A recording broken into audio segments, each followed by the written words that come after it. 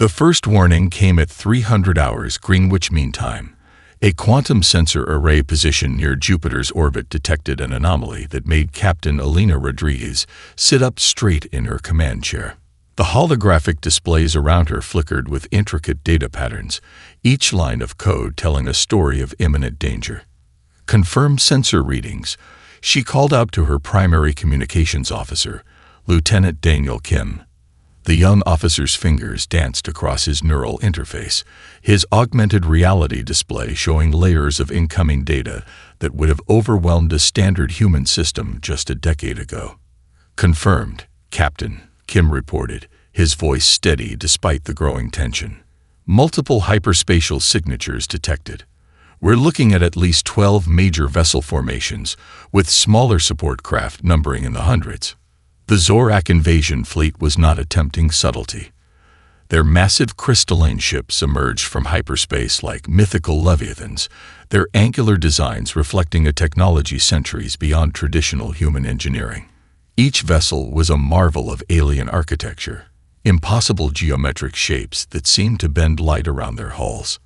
In the Global Defense Command Center beneath the Rocky Mountains, a team of international specialists had been preparing for this moment for decades. Dr. Aisha Nyong'o, the lead xenostrategist, studied the incoming data with a mixture of professional calm and barely contained excitement. Humanity had been watching, waiting, and preparing for first contact for generations. "They're scanning us," muttered General Marcus Rodriguez, Elena's father and the chief of Earth's unified defense strategy. His augmented eye, a replacement after injuries sustained in previous global conflicts, analyzed the alien scanning patterns with inhuman precision. "They think we're weak. They think we're unprepared." A slight smile crossed Elena's lips. The Zorak had no idea what was coming. The alien scanners swept across human territories, their advanced systems collecting data about Earth's technological capabilities. To the Zorak, humanity appeared to be a fractured, primitive civilization. Their previous conquests had followed a predictable pattern: identify weaknesses, exploit internal divisions, and crush resistance before it could truly begin. But Earth was different. Years of global cooperation, driven by environmental challenges and shared technological development, had transformed human society. What the Zorak saw as division, humans had turned into a complex, adaptive network. Every major city was now a potential fortress. Every research facility held technologies that would challenge the aliens' understanding of possibility. Captain Rodriguez touched a hidden communication implant behind her ear. "All defense protocols are now active," she said quietly. "Operation Prometheus is green." Across the planet, systems that had been hidden for decades began to awaken. Research facilities buried deep underground hummed with energy. Orbital defense platforms, camouflaged as standard communication satellites, began to recalibrate their advanced weaponry. The Zorak thought they were coming to conquer. Instead, they were sailing into a storm they could not comprehend. Deep within the Cheyenne Mountain complex, Dr. Marcus Chen's fingers flew across a holographic interface that seemed to breathe with living information. The quantum communication arrays were coming online, each system a testament to decades of secret human innovation. Around him, a diverse team of scientists and engineers worked with a precision that bordered on orchestral. "Nanite deployment sequence initiating," announced Dr. Elena Volkov, her voice calm despite the magnitude of what they were about to do. Trillions of microscopic machines began to activate, their molecular structures shifting and adapting in real time. These were not simple machines, but intelligent systems that could reconfigure themselves faster than any known technological construct in the galaxy. The first Zorak scout ships approached Earth's orbital line, their sensors probing for weakness. What they found instead was a defense network that defied every expectation they had developed over centuries of galactic conquest. General Rodriguez watched the incoming data streams, his augmented eye parsing information at speeds that would have been impossible just a few years ago. "Activate secondary quantum resonance grid," he commanded. A series of satellites, previously invisible, and masked as standard communication equipment, suddenly hummed to life. Dr. Chen smiled. The quantum communication network was humanity's most closely guarded secret. Unlike traditional communication systems, this network operated on principles that the Zorak couldn't even begin to comprehend. Quantum entanglement allowed instantaneous communication across any distance, with encryption methods that made their most advanced decryption technologies look like child's play. The first wave of Zorak probes met an unexpected resistance. Adaptive camouflage systems made human installations virtually invisible, shifting and blending with the surrounding environment. Defensive platforms that moments ago seemed like simple communication satellites transformed, revealing advanced weapon systems that could target multiple threats simultaneously. Targeting solutions are online, Lieutenant Kim reported from the Orbital Defense Command. Predictive algorithms are tracking all incoming vessels with 99.7% accuracy. What made these systems truly remarkable was their ability to learn and adapt. Each Zorak scanning attempt was not just blocked but analyzed. The Human Defense Network was building a comprehensive understanding of alien technology in real time, developing countermeasures faster than the invaders could adjust their tactics. Dr. Volkov activated the next phase of their defense. Nanite swarms began to spread, creating an invisible protective network around critical human installations. These were not simple defensive units. They could reconstruct, repair, and even transform based on incoming threats. "They have no idea what they're walking into," muttered Dr. Chen, watching as the first line of Zorak scout ships began to experience inexplicable system failures. Quantum interference, adaptive camouflage, and predictive defensive algorithms were working in perfect harmony. The invasion had begun, but this was not the easy conquest the Zorak had anticipated. Humanity was about to show them the true meaning of preparedness. The Zorak telepathic assault began with the confidence of a predator that had broken countless civilizations before. Chief Telepath Xarlan extended mental tendrils toward the human consciousness, expecting the familiar pattern of terror and submission that had crushed thousands of species across the galaxy. Instead, Xarlan encountered something entirely unprecedented. The first human mind touched was that of Dr. Sofia Rodriguez, a neuroscientist specializing in cognitive resilience. Her mind was not a singular entity, but a complex landscape of interconnected memories, emotions, and purposeful resistance. Where the Zorak expected a simple, linear consciousness, they found a labyrinth of human experience. "Incoming psychic probe," whispered Lieutenant Kim, his neural interface detecting the alien mental invasion.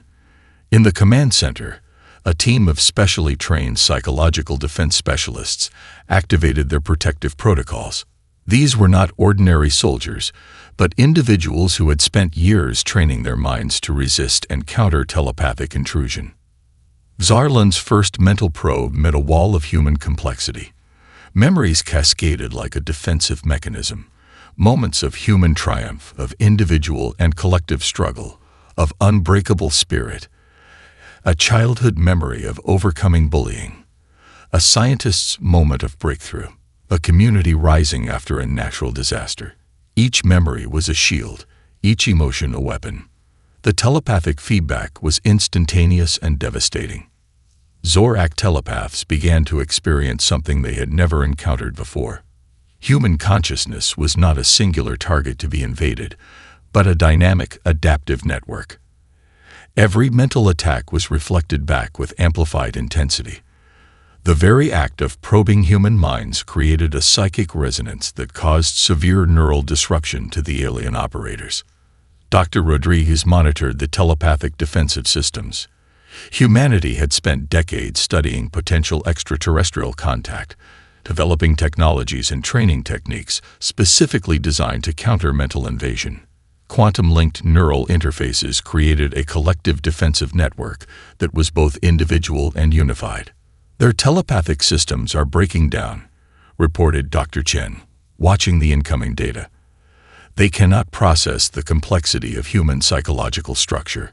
The Zorak had conquered species by breaking their spirit, by invading minds and crushing collective will. But humans were different. Each mental attack revealed more about the invaders than it did about humanity. The very diversity of human experience, the range of emotions, the depth of individual and collective memory, became an impenetrable defense. Vazarlan realized with growing horror that they were not dealing with a species to be conquered. They were facing a form of consciousness they could not understand, could not predict, could not break. The telepathic invasion had failed. And this was only the beginning of humanity's resistance. The research facility beneath the Atacama Desert hummed with an energy that defied conventional understanding. Dr. Kira Nakamura stood before a holographic display, her fingers tracing complex algorithmic patterns that seemed to dance with living intelligence. Around her, a team of the world's most brilliant minds worked in perfect synchronization, turning theoretical concepts into battlefield realities with breathtaking speed. Adaptive AI system is approaching final calibration, announced Dr. Aaron Thompson, his neural interface flickering with streams of data that would have overwhelmed a traditional computer system. The artificial intelligence they were developing was unlike anything the Zorak could have anticipated. A learning system that could analyze, adapt, and counter alien tactics in near-instantaneous timeframes. Distributed robotic networks began to activate across multiple global defense points. These were not simple machines, but intelligent systems that could think, communicate, and evolve faster than any centralized command structure. Each robot was both an individual unit and part of a larger living network of strategic intelligence. In the orbital command center, Captain Alina Rodriguez watched as the first wave of adaptive technologies came online. The Zorak had sophisticated technology, but their systems were built on centuries of predictable galactic warfare. Human innovation operated on an entirely different principle: rapid adaptation, creative problem-solving, and a fundamental ability to think beyond established paradigms. Dr. Nakamura's primary innovation was a quantum-linked artificial intelligence that could process multiple potential scenarios simultaneously. Where the Zorak military relied on established battle protocols, this AI could generate millions of potential strategic responses in milliseconds, selecting and implementing the most effective approach in real time. Tactical simulation Delta 9 is complete, reported the AI system, its voice a neutral tone that belied the incredible complexity of its processing. Probability of successful defense, 94.7%. The robotic networks began to demonstrate capabilities that defied the Zorak's understanding of technological warfare. Swarm intelligence allowed individual units to act both independently and as a collective organism. A damaged unit would not be a weakness, but an opportunity for the entire network to learn and adapt. Dr. Thompson monitored the initial engagement zones. "They're trying to apply their standard invasion protocols," he said with a slight smile. "They have no idea how quickly we can change the rules of engagement." Each Zorak tactical approach was met with a response that was simultaneously reactive and predictive. The human technological defense was a living, breathing system that could learn, modify, and overcome challenges faster than the invaders could comprehend. This was more than a technological defense. This was a fundamental reimagining of warfare, of intelligence, of the very nature of adaptive systems. The Zorak thought they were entering a battle. Instead, they were about to experience a complete transformation of their understanding of technological conflict. The global strategy room looked nothing like a traditional military command center. Maps flickered with dynamic holographic displays, each representing a different layer of potential conflict. Colonel Maria Santos stood at the center, her team a diverse group of specialists drawn from every conceivable field of human expertise. "We're not fighting a conventional war," Santos explained to the assembled strategists. Her presentation combined elements of historical military tactics, psychological research, digital warfare, and completely novel approaches that defied traditional military doctrine. One screen showed ancient guerrilla warfare techniques from Earth's history. Another displayed complex network disruption algorithms. A third tracked cultural and psychological vulnerability points in the Zorak invasion strategy. Each element was a potential weapon, each strategy a fluid concept ready to be transformed at a moment's notice. Dr. James Chen, a cultural anthropologist specializing in extraterrestrial communication, pointed to a complex diagram. The Zorak operate on a hierarchical command structure that assumes linear progression, he said. We'll use that against them. The human strategy was fundamentally about unpredictability. Where the Zorak expected structured resistance, they would encounter a defense that changed moment by moment. Military units could transform from defensive positions to surgical strike teams in milliseconds. Digital warfare specialists created cascading information networks that made traditional communication impossible for the invaders. Lieutenant Aisha Volkov activated a series of global communication protocols. Civilian networks became potential defensive systems.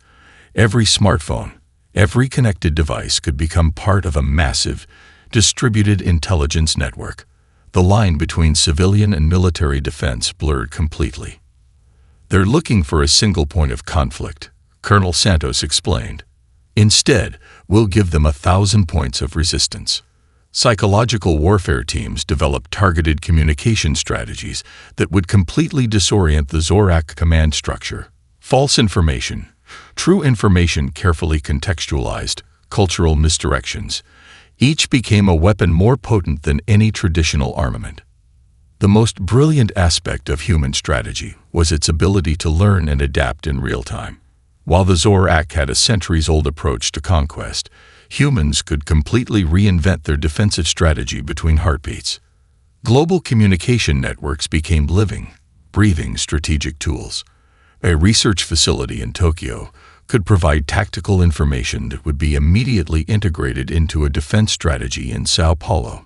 Cultural knowledge from an anthropologist in Cairo could become a critical vulnerability point for the alien invasion. We're not just defending, Colonel Santos said quietly. We're rewriting the entire concept of conflict. The Zorak believed they were entering a battle. Instead, they were walking into a dynamic, living system of resistance that could change faster than they could comprehend. Humanity was about to show the galaxy what true adaptive strategy looked like. Commander Sarah Kim adjusted her neural interface, the specialized tactical gear humming with potential energy. Her team of 6 operatives represented the pinnacle of human special forces training, each member a specialist in a different critical field of infiltration, technology, and adaptive combat. The primary Zorak command ship loomed before them, a massive crystalline structure that seemed to defy the basic principles of spaceship design. Its hull shimmered with defensive technologies that had crushed countless civilizations. What the Zorak didn't realize was that their most advanced system would become their ultimate weakness. "Quantum disruptors ready," whispered Lieutenant Marcus Rodriguez, his fingers dancing across a holographic interface that seemed to breathe with living information. The team had spent months preparing for this single moment, a precision strike that would transform the entire nature of the conflict. Their infiltration was nothing short of miraculous. Adaptive camouflage systems made them virtually invisible, while quantum entanglement communication allowed them to move with a synchronicity that defied traditional understanding of team coordination. Each team member was both an individual operative and part of a living, breathing strategic organism. Dr. Elena Volkov, the team's primary technological specialist, began to interface with the ship's central communication systems. What the Zorak considered an impenetrable network was about to become their most significant vulnerability. Human technological adaptation worked on principles that the aliens could not comprehend.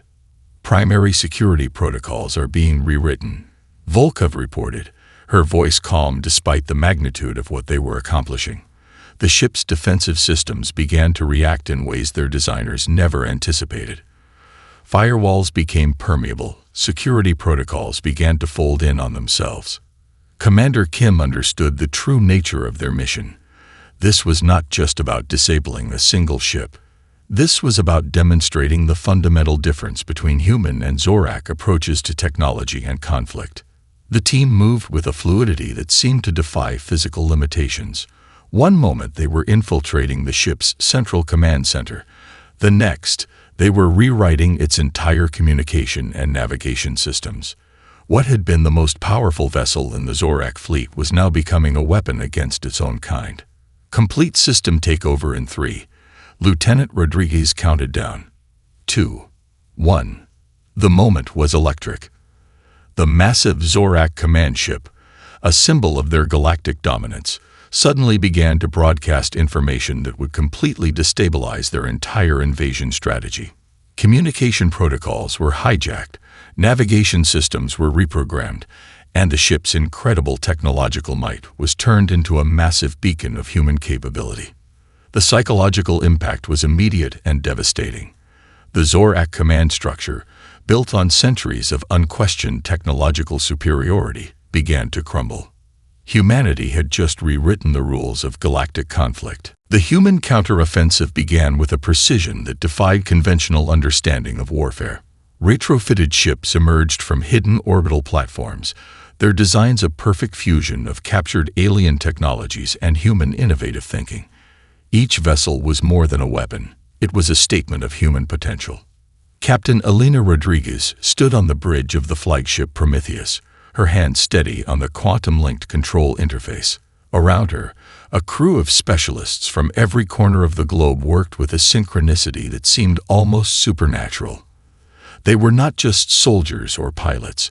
They were the culmination of humanity's most advanced technological and strategic thinking. The first wave of human ships struck with a methodology that completely shattered the Zorak's understanding of space combat. Where the aliens expected linear engagement, they encountered a three-dimensional battle strategy that seemed to anticipate their every move. Ships moved not as individual units, but as a living, breathing network of tactical intelligence. Dr. Marcus Chen monitored the adaptive technologies integrated into each vessel. Captured Zorak systems had been completely reimagined, their fundamental technologies twisted and transformed into something entirely new. What the aliens considered their most advanced weaponry became tools of human innovation. Targeting systems are reading multiple potential engagement scenarios, reported Lieutenant Aisha Volkov. The ship's artificial intelligence was generating strategic approaches faster than the Zorak could comprehend. Each potential attack vector was analyzed, modified, and executed with a speed that turned traditional warfare into something more akin to quantum computing. The human fleet didn't just defend. They dismantled the Zorak's interstellar infrastructure with surgical precision. Communication networks were disrupted. Strategic outposts were neutralized. Every engagement was a demonstration of humanity's capacity for adaptive thinking. Orbital platforms that moments ago seemed like simple communication satellites transformed into complex defensive and offensive systems. The line between civilian and military technology disappeared completely. Every human technological system became a potential weapon, every network a potential battlefield. "They're trying to retreat," Dr. Chen observed, watching the alien fleet's communication patterns. But retreat was no longer an option. Humanity had moved beyond simple defense. This was a complete transformation of the galactic power structure. Each destroyed Zorak vessel was more than a military victory. It was a statement about the nature of technological evolution. Humanity was showing the galaxy that true strength came not from established technologies, but from the capacity to adapt, to reimagine, to transform. The counteroffensive was not just about winning a battle. It was about redefining the very concept of technological conflict. As the last Zorak ships began to crumble, humanity stood on the precipice of a new understanding of its place in the universe. The final confrontation was not a moment of violence, but of profound transformation. In the vast emptiness of space, the remaining Zorak leadership faced humanity's diplomatic envoy, a team that represented the most diverse and complex civilization the galaxy had ever witnessed. Admiral Krelax, once the most feared military commander of the Zorak Empire, now sat in a containment chamber aboard the human diplomatic vessel. His crystalline form reflected the soft lighting, a physical manifestation of his species' once unbreakable technological superiority. Now, he understood the true meaning of defeat. Dr. Sofia Rodriguez led the diplomatic team. She was not a military commander, but a specialist in interspecies communication and cultural dynamics. Her approach was neither confrontational nor vengeful. Instead, she presented a vision of cooperative potential that the Zorak had never conceived. "We are not here to destroy you," Dr. Rodriguez began, her translation systems capturing the nuanced layers of communication. "We are here to demonstrate an alternative to conquest." The human proposal was revolutionary. Instead of subjugation or complete destruction, humanity offered a path of mutual understanding. Advanced technological exchanges, collaborative research initiatives, and a fundamental reimagining of interstellar relations became the foundation of their discussion. Lieutenant Daniel Kim presented the technical details. Humanity had not just defended itself. It had developed technologies that could revolutionize space exploration, medical research, and interspecies communication. What the Zorak saw as a potential threat, humans viewed as an opportunity for collective growth. The diplomatic team was a microcosm of human potential. Scientists, diplomats, former military strategists, and cultural experts worked in perfect synchronization. Each member brought a unique perspective, demonstrating the strength of human collaborative thinking. Admiral Krulax realized the fundamental error of their invasion. Humanity was not a species to be conquered, but a civilization to be understood. Their ability to adapt, to transform, to see potential in conflict, these were strengths that defied the Zorak centuries of galactic domination.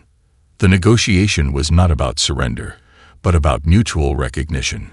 Humanity presented a vision of galactic interaction based on shared knowledge, technological exchange, and collective progress. The Zorak would become partners, not subjects. As the discussions concluded, something remarkable happened.